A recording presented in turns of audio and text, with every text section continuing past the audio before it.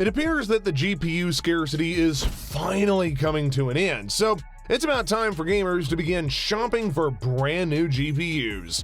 And with that being said, the showdown of the year between the two best graphics cards from nvidia and AMD began. It's the RTX 3070 getting pitted up against the RX 6700 XT. These are two wonderful cards in and of themselves, and they do provide outstanding performance. However, most people can only purchase one. Therefore, the real question is, which of these is the better option for you? Well, let's find out. First, let's take a moment to examine each of these cards before moving on. Although the AMD RX 3700 XT did release in March of 2021, may not stand out as much as the RTX 3000 series, because it does offer outstanding performance, and even AMD themselves says that this graphics card is actually part of the AMD Radeon TM RX 6000 series family and is, quote, designed to deliver ultra-high frame rates and the ultimate 1440p gaming experience. The AMD Radeon TM RX 6700 XT graphics cards do deliver new levels of visual quality, and that's thanks to the combination of ray tracing, computation, and rasterized effects, which will be giving the force behind the next generation of games. Additionally, AMD is fond of highlighting the fact that this architecture is behind the new generation of consoles, like that in the PS5 and Xbox Series X. The RTX 3090 was released by nvidia on September 24, 2020, and while it is officially part of the GeForce brand, nvidia positions it as a new take on the Titan formula. Titan cards were formerly only available directly from nvidia as a reference design, with pricing beginning at the $1,000 mark for the original GTX Titan and GTX Titan Black, and eventually reaching a maximum of, get this, $3,000 for the most expensive model, the Titan V. In comparison, the price of the RTX 3090, which is sitting in and around $1,500, appears to be somewhat reasonable. However, there is a catch. You do give up some of the enhanced features that the Titan cards offered, like improved driver support for professional workloads. Gaming performance. Most gamers base their decision on which GPU to purchase principally on its level of performance. Tom's Hardware had performed benchmark tests on a dozen different games at 1080p, 1440p, and even 4K resolutions, all at ultra settings. Things are actually fairly close regarding the performance of traditional rasterization. This, of course, is going to depend on the game tested.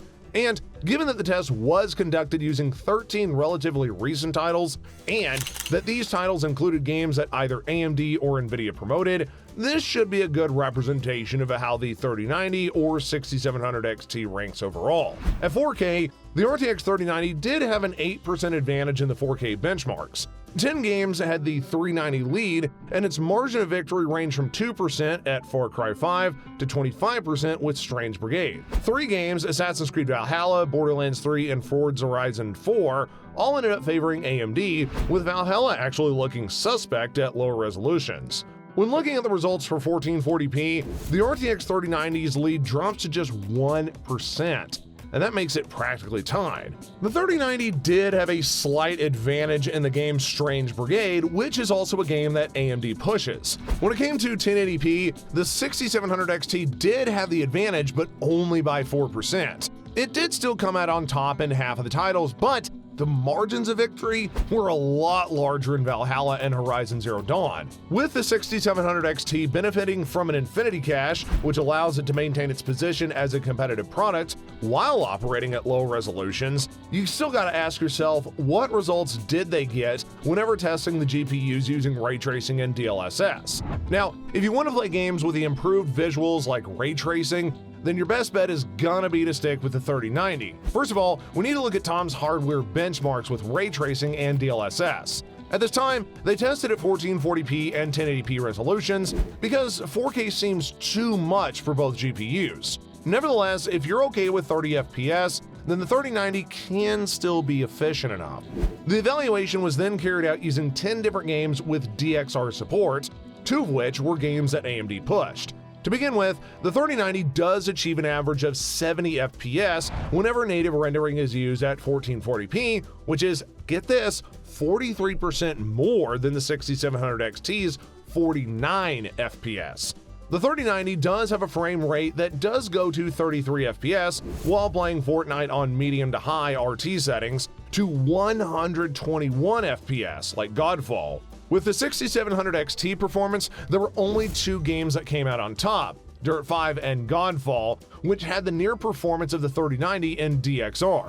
Now, both of these titles are promoted by AMD, and the fact that the 6700 XT was vicious in Dirt 5 is, at best, puzzling. But the RT shadows don't actually significantly impact how the game is visually represented. The 6700 XT does suffer from the greatest drop in performance in Minecraft, and that's because the DXR is used in the game to do, quote, full route tracing, which is quite taxing on the RT hardware. In this scenario, the performance of the 3090 is way more better than the 6700 XT.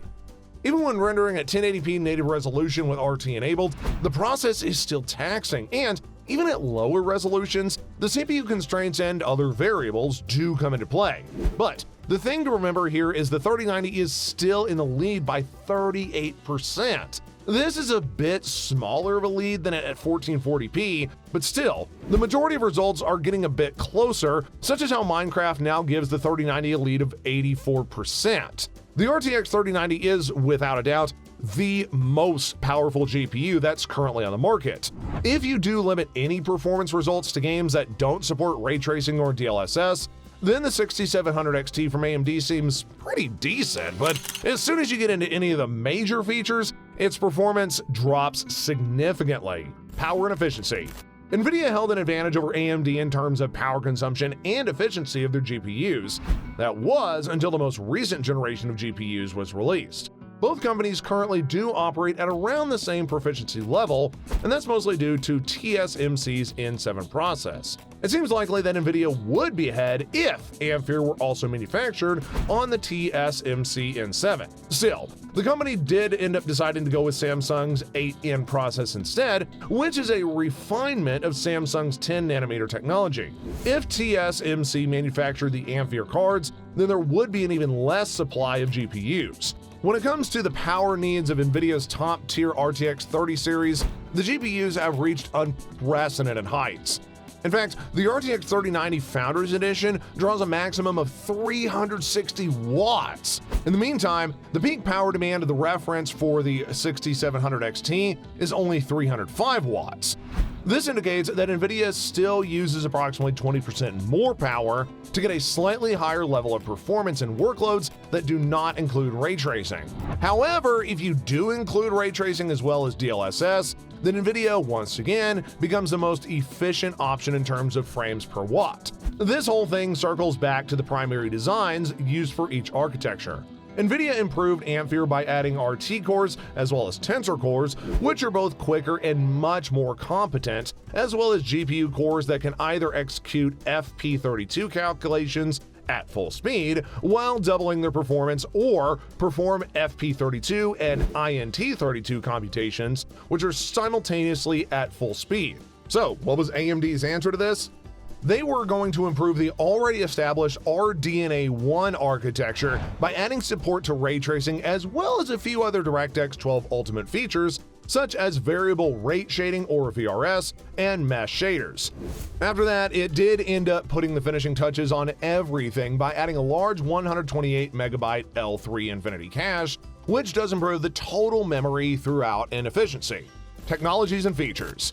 NVIDIA has a technology called ultra-low latency, and AMD has anti-lag. G-Sync is exclusive to NVIDIA, while AMD offers FreeSync. The GeForce experience is what NVIDIA provides, while AMD has Radeon settings. However, there are a few things worth pointing out here. To begin with, NVIDIA DLSS does not currently face any direct competition. DLSS, in fact, runs 20 to 50% quicker than native resolutions with TAA. However, the differences between DLSS quality mode and native resolution with TAA are quite difficult to distinguish in games that support it. For Fidelity FX Super Resolution to be capable of catching DLSS, it would need to be very good and need developer support. Both of these things do take time. The functionality of NVIDIA's features is superior to that of AMD's counterparts.